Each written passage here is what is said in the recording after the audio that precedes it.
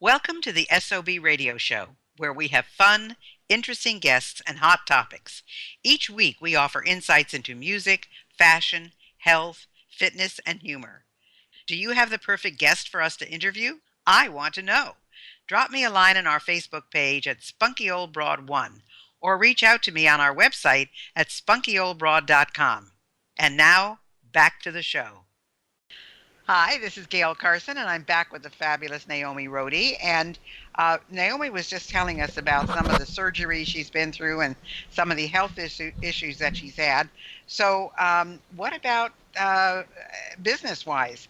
Has this affected you business-wise, or what are some of the other major challenges that you've had? Well, because we built from scratch with no outside money a company that did very well, and we passed it on to our kids, and they've been given a portion and are purchasing the rest. Money is not a problem for us right now, and that's a wonderful thing. But I'll tell you what is a shifting identity, and I hope your audience really hears this. At some point in your life, whoever you are that's listening to this, we need to start thinking about giving it away, not keeping it, because we are not going to be here forever. So from the littlest thing, if you come into my home and you say, I love that, Naomi, watch out, you'll probably have to take it home with you, because that's the way I feel about things, stuff at this point. But much more than the stuff that we've accumulated, or you have as listeners, but it's the financial stuff that we've got. Have you done your end-of-life planning on this earth? I know that there's an eternity, and I've done that kind of planning, but have you done this planning on this earth, end-of-life planning?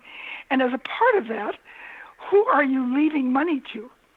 And we have 20 organizations. We have a trust, and we have quite a sizable amount in that trust.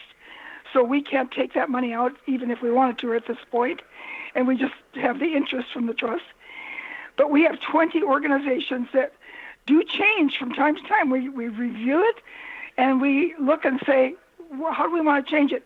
And we keep in touch with those organizations to make sure that they are the kind of value-based people and places that we want to leave money to.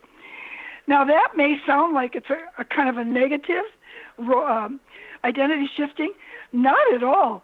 It's an exciting identity shifting to be able to go to some of these places and some of these presidential conferences and to help build a building or build a library or send kids to college. Nito Quabain is a friend of ours from president of High Point, and I'm the chairman of his scholarship committee. And at one point, he'd given over 300 scholarships for people to go through college. Whoa! How exciting is that? And he has a luncheon every year for those who want to come to tell the stories of having gone through college on those wonderful, wonderful scholarships. So the identity shifting can also be in end-of-life thinking about what you're going to pass on and how that's going to affect other people's lives. That is so true because of two things that I'm going through right now, getting ready for my move to California. Now, I already first of all, I had 6 dump trucks when I moved from my house to where I'm living now in this condo, and thought I gave away a lot.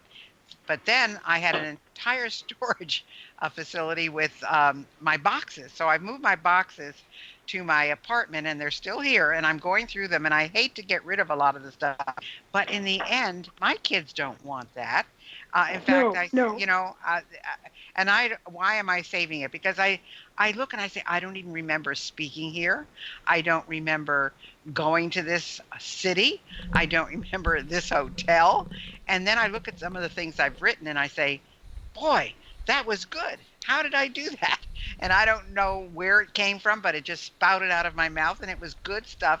It was published everywhere. And I say to myself, wow, what am I going to do with all of this?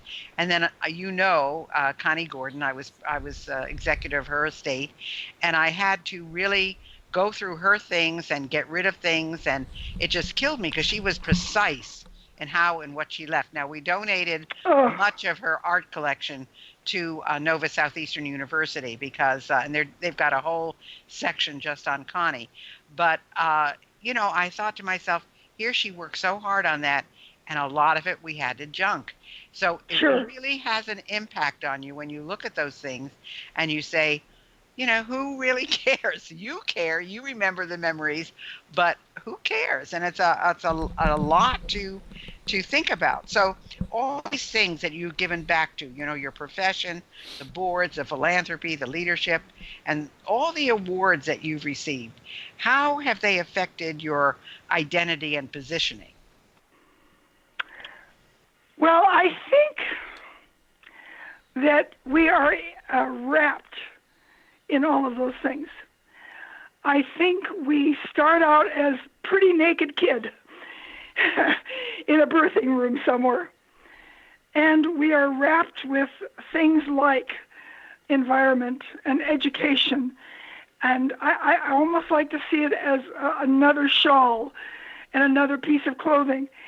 And the awards are important if influence is important to you.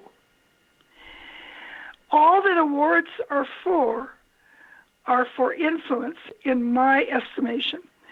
If I can't be more of an influencer because of that award, then I don't need the award, because the kids don't need the award, and nobody needs the award. Nobody needs to know I had the award.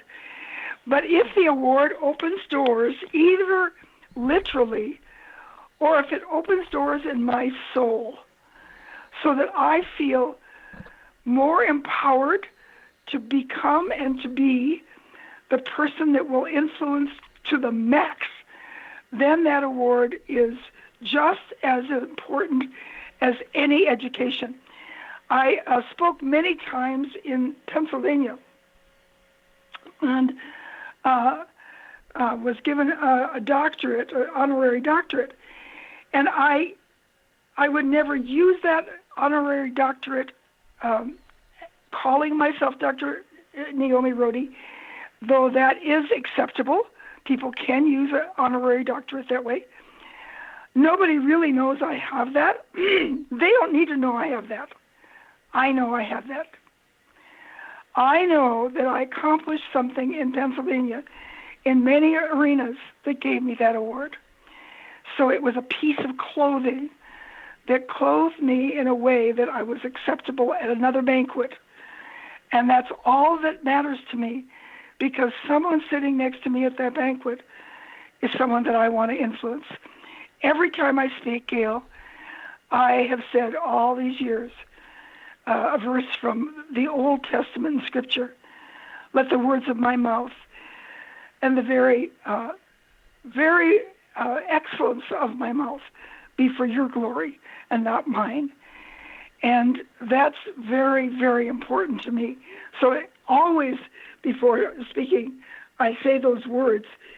And then I say, show me one person that I was here for. Just one person.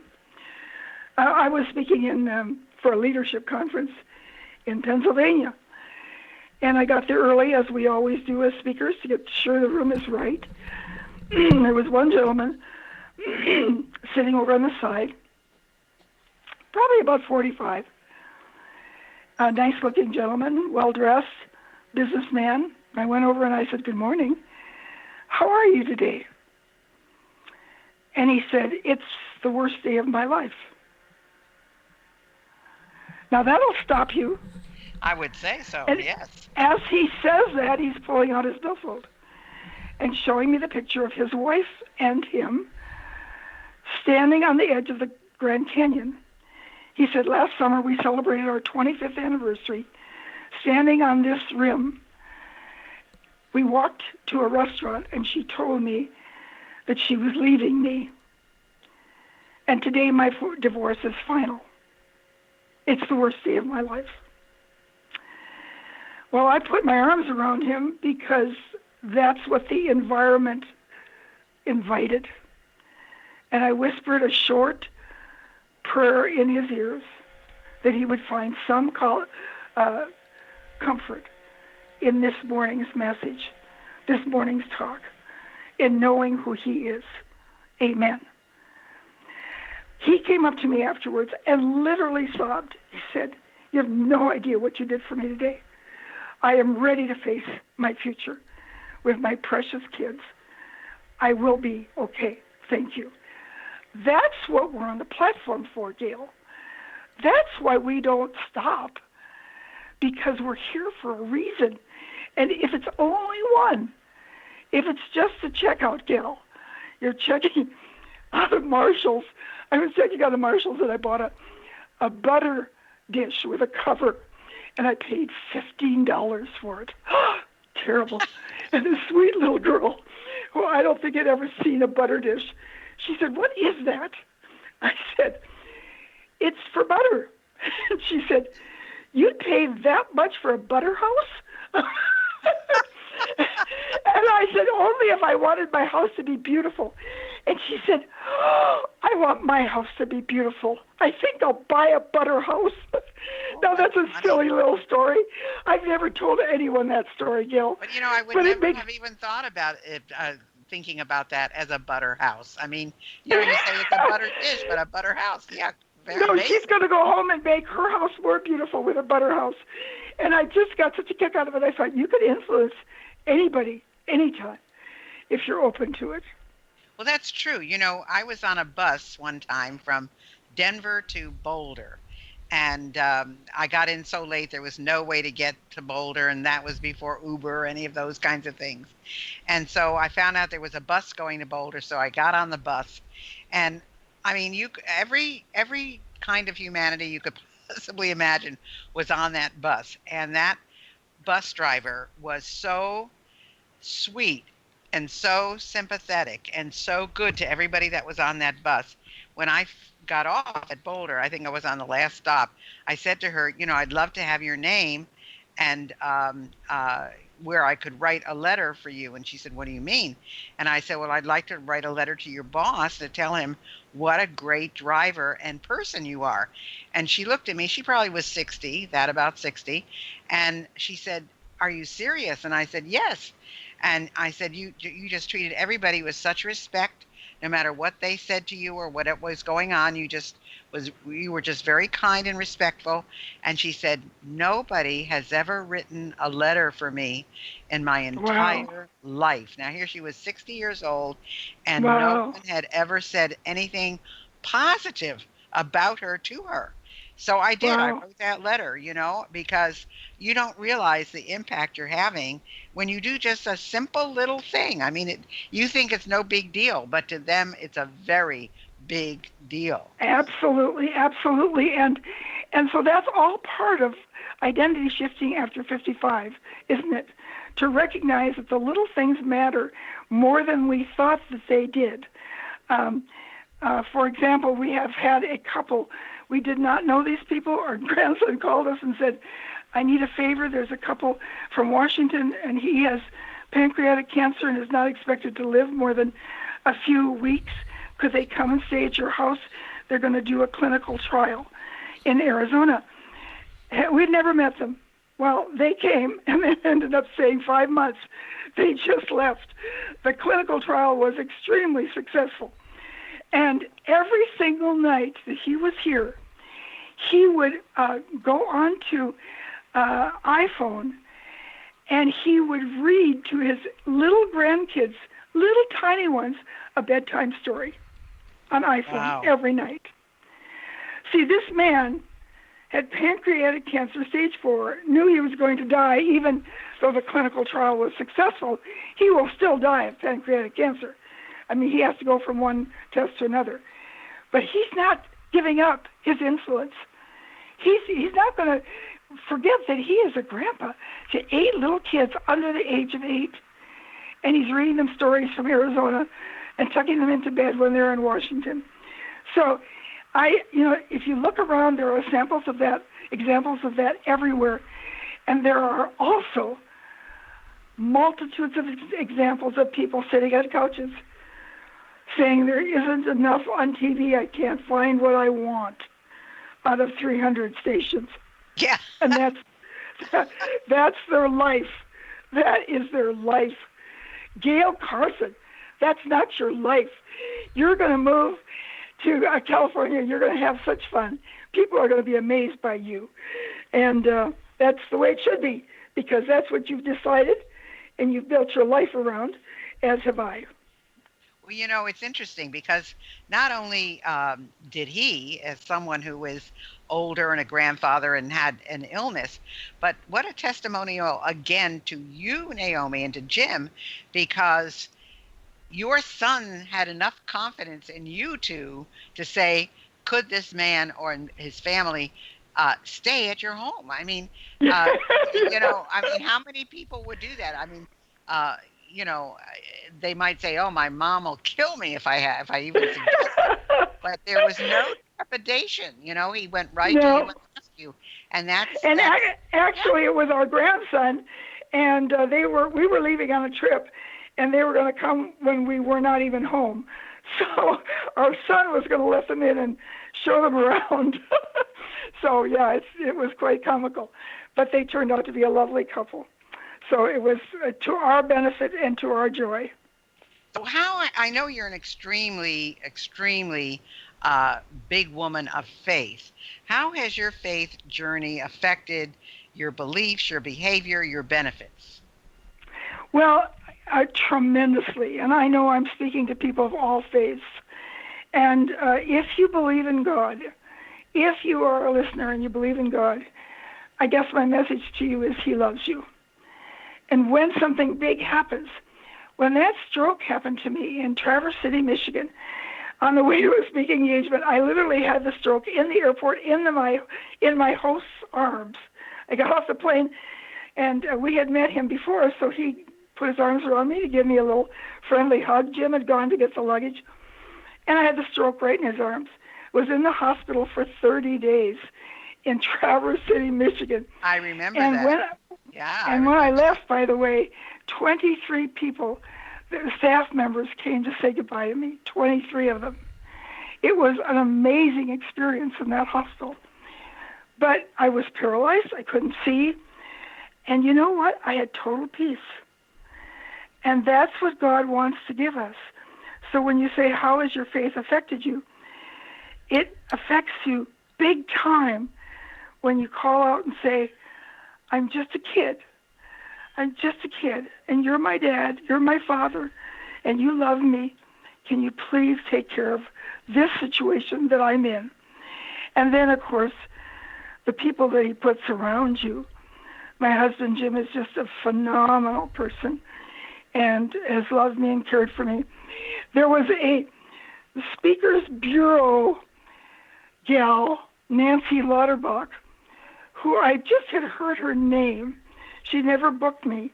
She lived 2 blocks away from the hospital. She came every day for 30 days and did all of my email for me. Did about an hour a day, sometimes 2 hours a day of email. So the people that God puts around you, and I believe it's God that does that. So my faith has affected me very strongly, not only here, but in the life hereafter, which I look forward to seeing my parents, of course, as well as God.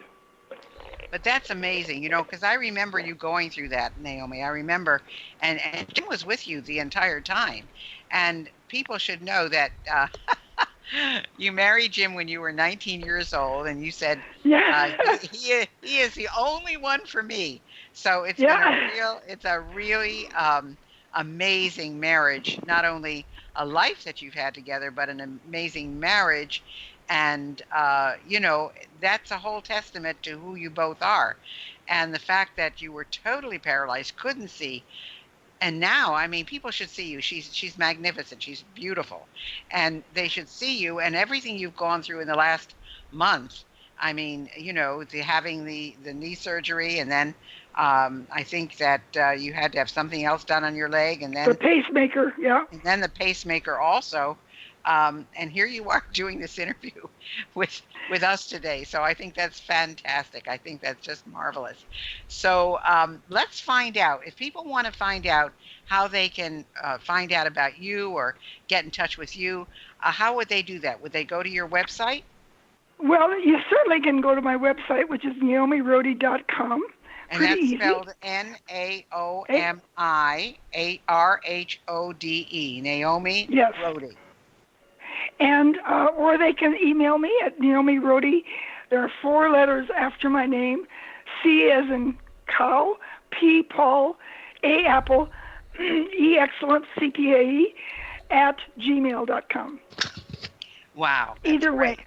So either Either email way. her at Naomi Rhode, CPAE @gmail.com, or go to her website, naomirhode.com.